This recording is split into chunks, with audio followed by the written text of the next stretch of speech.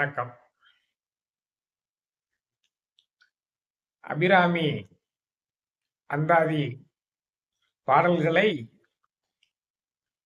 ஒவ்வொரு பாடலாக எடுத்து அதனுடைய பொருளை அறிந்து உணர்ந்து அம்மையின் அருளை நாடி வந்து கொண்டிருக்கிறோம். அந்த வகையில் 17வது பாடல், அபிராமி அந்தாதியில 17வது பாடல். அந்த பாடல் அம்மையினுடைய அழகு எப்படிப்பட்டது, அப்படிப்பட்ட அழகு உடையவள் ஏன் இறைவனின் இடப்பாகத்தை ஆட்கொண்டாள் என்று நமக்கு எடுத்து விளக்குகிறது. அம்மை எப்படிப்பட்டவள்? அதிசயமான வடிவுடையாள், அரவிந்தமெல்லாம் துதிசையான சுந்தரவல்லி, துணை ரதி பதி சயமானது அபசயமாக முன் பார்த்தவர்தம் மதிசயமாக அன்றோ வாம பாகத்தை வவ்வியதே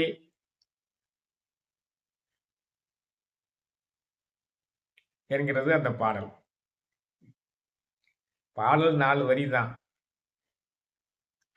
உணர்த்தக்கூடிய செய்திகள் அற்புதமானவை, ஆழமானவை, நீண்டு சிந்திக்க வைக்கக்கூடியவை. ஏன் அதிசயமான வடிவுடையாள் என்று சொல்கிறார்? அப்படி என்ன அவளுடைய வடிவத்தில் அதிசயம் இருக்கிறது? அவள்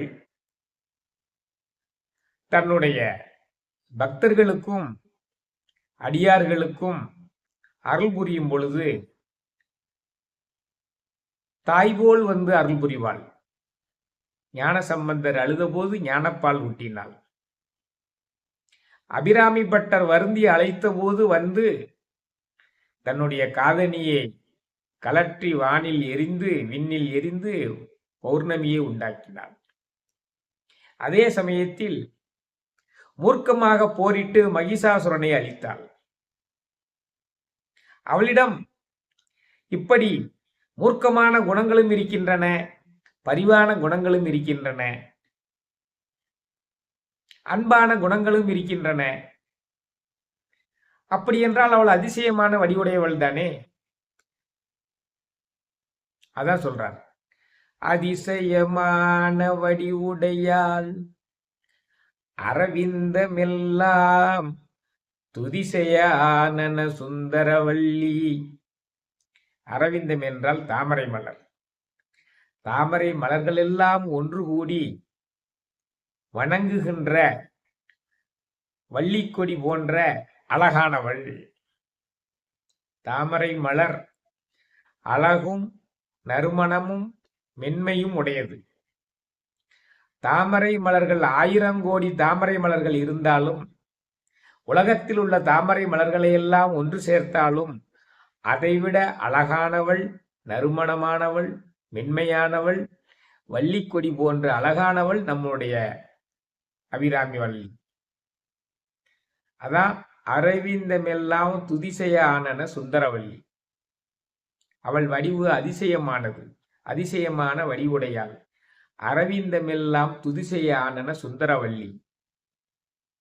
அது மட்டுமா, துணை ரதி பதி சயமானது அபசயமாக முன் பார்த்தவர்தம் மதிசயமாக அன்றோ வாமபாவத்தை வவ்வியதே. துணை ரதி பதி சயமானது, துணை ரதி, ரதியினுடைய துணைவன் மன்மதன், சயமானது, மன்மதனை வென்றவர் இந்த உலகத்தில் யாரும் இல்லை. அதைத்தான் சொல்றார். அப்படிப்பட்ட மன்மதன் விஸ்வாமித்திரரை மேனகியின்பால் செல்ல வைத்தவன்,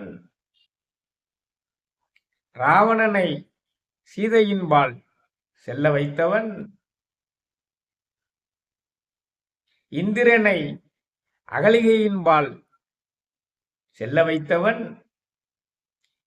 மன்மதன் நினைத்து விட்டால், அவன் மலர்கனை தொடுத்து விட்டால், அதன் வசப்பட்டு கன்னியர்பின் சென்னாலே சென்ற காளையர்கள் எத்தனையோ பேர் இருக்கிறார்கள். அவன் அனைவரையும் வெற்றி பெறக்கூடிய வல்லமை உடையவள். அதான் துணை ரதி பதி செயமானது அபசயமாக முன் பார்த்தவர்தம் மதிசயமாக அன்றோ வாமபாவத்தை வவ்வியதே. அப்படிப்பட்டவன் உலகத்துல யாரையுமே காமவயப்பட வைத்து வெற்றி பெறுகின்ற தன்மையுடைய அந்த மன்மதனே ஒருவனிடம் தோல்வியுற்றான் என்றால் அது யார்? சிவனிடம் தோல்வியுற்றான்.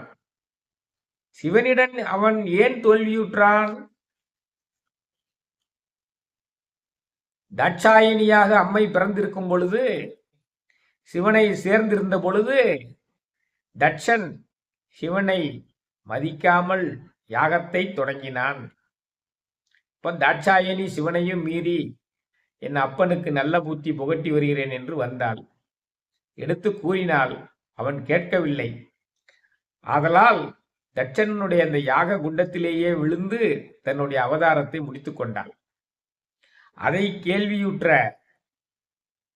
சிவன் வீரபத்திர தேவரை அனுப்பி அந்த யாகத்தில் கலந்து கொண்டவர்களை எல்லாம் துவம்சம் செய்துவிட்டு அந்த தக்கனினுடைய தலையையும் எடுத்துவிட்டு, பின்னால் உலகத்திற்கு இவன் எடுத்துக்காட்டாக விளங்க வேண்டும், சிவனை மதித்தவர் அடையக்கூடிய கதிக்கு எடுத்துக்காட்டாக விளங்க வேண்டும் என்று ஒரு ஆட்டின் தலையை அவனுக்கு பொருத்தி வைத்து விட்டார்.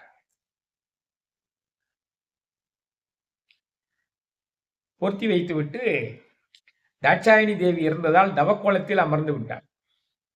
தவக்கோலத்தில் போய் சிவன் இருந்து விட்டார்.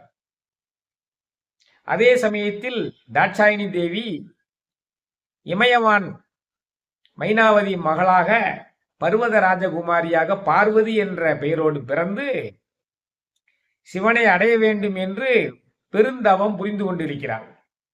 அப்ப அம்மையும் தவக்கோலத்தில் இருக்கிறார், அப்பனும் தவக்கோலத்தில் இருக்கிறார். உலகங்கள் இயங்காமல் போய்விட்டன. புரியுதா? நிலையாற்றலான சிவனும் இயக்காற்றலான சக்தியும் நிலை பெற்று நின்று விட்டதால், இயங்காமல் செயல்படாமல் போனதால் உலகம் செயலற்று கிடந்தது. அப்போ அதை பார்த்த தேவர்கள் எல்லாம் அம்மையும் அப்பனும் ஒன்று சேர வேண்டும் என்றால் தவக்கோலத்தில் இருக்கக்கூடிய அந்த ஆதி சிவனை எழுப்ப விட வேண்டும், தவக்கோலத்தை கலைக்க வேண்டும் என்று விரும்பி யாரை அனுப்பினால் அந்த தவக்கோலத்தை கலைக்கலாம் என்று எண்ணி மன்மதனை அனுப்பினார்கள். உலகத்தில் உள்ள எல்லாரையும் வெற்றி பெறக்கூடியவன் அல்லவா அந்த மன்மதன், அதனால சிவனையும் வெற்றி பெற்று விடுவான் என்று அனுப்பினார்கள். அவன் முதல்லையே வேண்டாம்னு சொன்னான். ஐயனின் கோபத்திற்கு ஆளாகி நான் என்னை இழந்து விட்டால் என்ன செய்வது என்று சொன்னான்.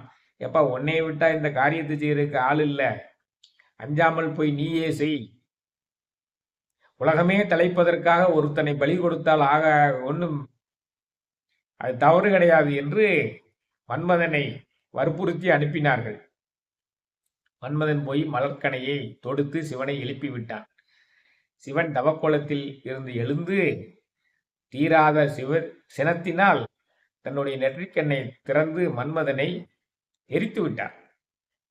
தேவர்களுக்கு காரியம் ஆயிடுச்சு.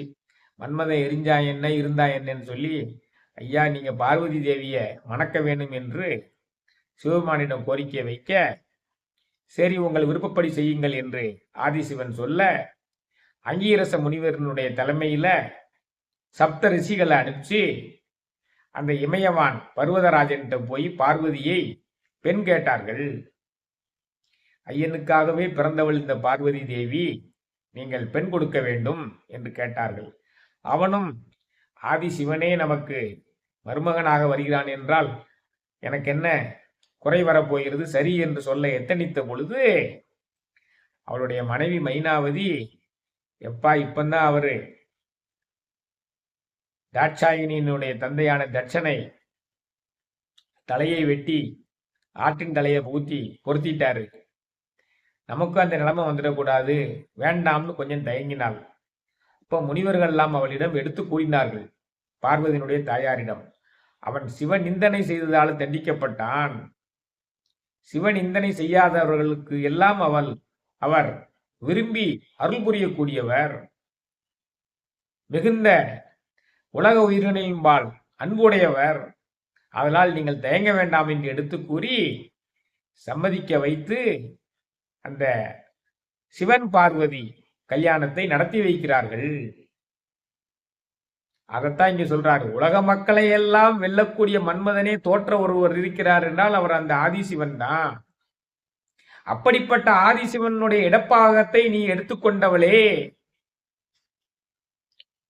அப்ப எல்லாருமே பார்வதி தேவியினுடைய கல்யாணத்தை பார்க்க போறாங்க. மன்மதன் மட்டும் எரிந்து விட்டான்னு சொல்லி மன்மதனோட ரதி, மனைவியான ரதி சிவபெருமான்கிட்ட போட்டு வேண்ட, சரி கவலைப்படாதே, உனக்கு மட்டும் அவன் தெரிவான்னு சொல்லி அவளுக்கும் அந்த அருட்கடாட்சத்தை வழங்கினார் ஆதிசிவன். அப்படிப்பட்ட ஆதிசிவனுடைய இடப்பாகத்தை பெற்றுக்கொண்டவளே என்று அபிராமி பட்டர் அவரை அம்மையை புகழ்ந்து பேசுகிறார். ஏன் அம்மை ஆதிசிவனுடைய இடப்பாகத்தை பெற்றுக்கொண்டால், வேண்டி விரும்பி பெற்றுக்கொண்டால், ஏன் ஆக்கிரமித்துக் கொண்டால் என்றால், பிரிங்கி முனிவர் என்ற முனிவர் பெரிய சிவபக்தர். பிரிங்கி முனிவர் சிவனை தவிர இந்த உலகத்தில் எவரையும் வழிபட மாட்டார். அவர் ஒருமுறை திருக்கைலாயத்தில் சிவனை மட்டும் வழிபட்டார். சிவனும் சக்தியும் சேர்ந்து இருக்காங்க. அப்ப எப்படி சிவனை மட்டும் வழிபடுவதுன்னு பார்த்து ஒரு வண்டு உருவம் எடுத்து சிவன் தலையை மட்டும் அப்படியே சுத்தி வந்துட்டார். பார்வதி தேவி பார்த்தா, நம்ம பக்கத்துல இருக்கோம், நம்மள கும்பிடாம சிவனை மட்டுமே கும்பிடுறாரே அப்படின்னு சொல்லி சினம் கொண்டு அவருடைய உருவத்தில் உள்ள சதைகளை எல்லாம் எடுத்து விட்டு நடக்க முடியாத அளவுக்கு ஆக்கிவிட்டார். அவருக்கு தன்னுடைய பக்தன் துன்புறக்கூடாது என்பதற்காக ஒரு 3வது காலை ஊன்றுகோல் மாதிரி அந்த பிரிங்கி முனிவருக்கு சிவன் கொடுத்தார். இருந்தாலும் அவருடைய சிவபக்தி குறையவில்லை. சிவனை மட்டுமே வழிபடுவதாகவே அவர் செய்து கொண்டிருந்தார். அப்போ அம்மைக்கு ஒரு எண்ணம் தோன்றியது.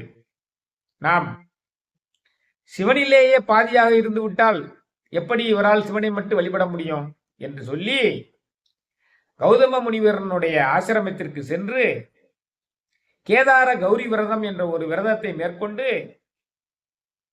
தவம் செய்து அந்த தவத்தின் காரணமாக சிவனில் பாதியாக இருக்கக்கூடிய பாக்கியத்தை பெற்றாள். அப்படிப்பட்ட தன்மை வாய்ந்தவளே அபிராமி. அப்ப நீ எப்படியெல்லாம் உள்ளவள்? நீ அதிசயமான வடிவுடையாள். அரக்கர்களை அழிக்கும் போதெல்லாம் மூர்க்கமாக இருப்பாய்.